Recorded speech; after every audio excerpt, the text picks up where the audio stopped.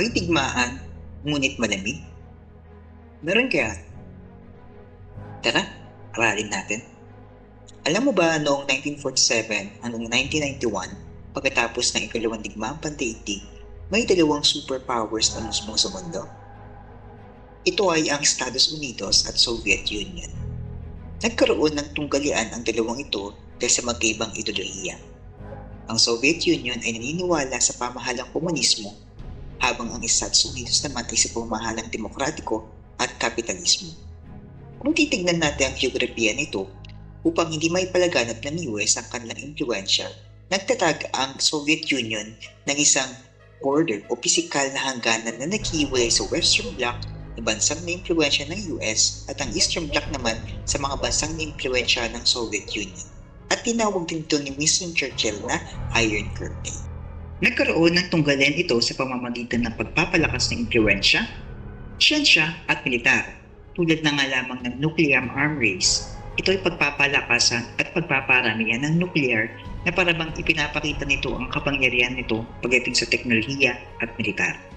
At kabilang dito ang space race. Ito ay pagpapaligsahan ng unang maka-explore sa kalawakan. Tulad na lamang noong 1957, inilansad ng Soviet Union ang Sputnik 1. Nagpadala ang USSR ng kauna-unahang satellite sa kalawakan. At noong 1961 naman, sinundan naman ito ng pagpapadala kay Yuri Gagarin na isang Soviet sa kalawakan. At syempre, hindi nagpatalo ang Estados Unidos. Nagtayo ang US ng NASA o National Aeronautics and Space Administration.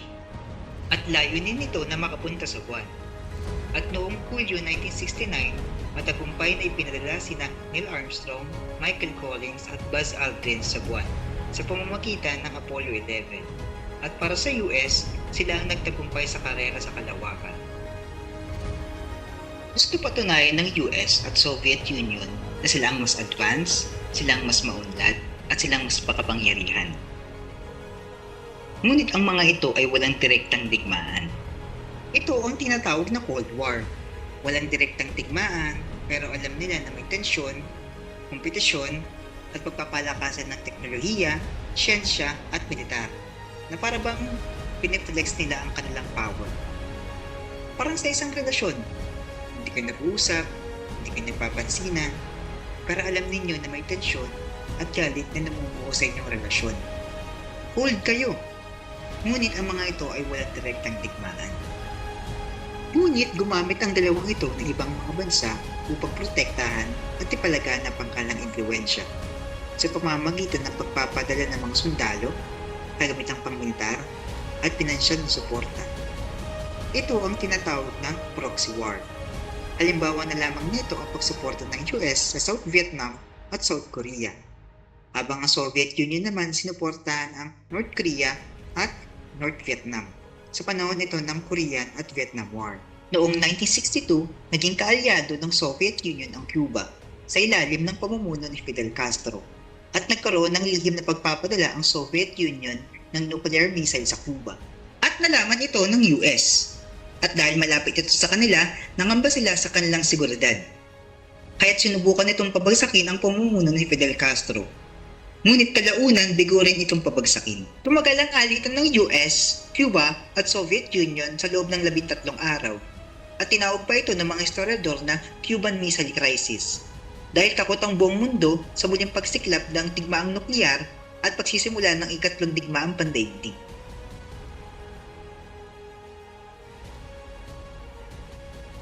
Kung ating matatandaan, naging magkaalyado ang dalawang ito sa panahon ng ikalawang digmaang pandaigdig. At alam nila mismo kung ano ang masamang epekto ng digmaan. Dahil dito, noong Oktubre 1962, sa pamamagitan ng diplomatikong pakikipag-usap at may iwasan ng direktang sagupaan, nagkasundo ang dalawa na iaalis ang nuclear missile ng Soviet Union sa Cuba.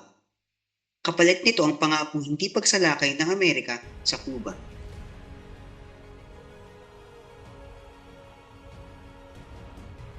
Masulba ang sikulot sa pamamagitan ng pag-aalis ng Soviet Union ng kanilang mga nuclear missile sa Cuba. Kung aalisin ng US ang kanilang nuclear missile na nakabase sa Turkey at Italy, at ang pangako nitong hindi paglusob at pag-atake sa Cuba. Nagang maalala natin, ang Cold War ay hindi lamang pangyayari sa kasaysayan, kundi naresolba ang sigalot gamit ang diplomacy, maayos ang negosasyon at maayos ng kasunduan ng bawat mga bansa. At sa kasulukuyang panahon, marami pa rin nagaganap na digmaan sa iba't ibang mga dako ng mga bansa. At hindi lahat ng problema, suliranin, sigalot ay madadaan sa digmaan. Mahalaga pa rin pairalin ang diplomatikong negosasyon at maayos na pag-uusap ng bawat mga bansa.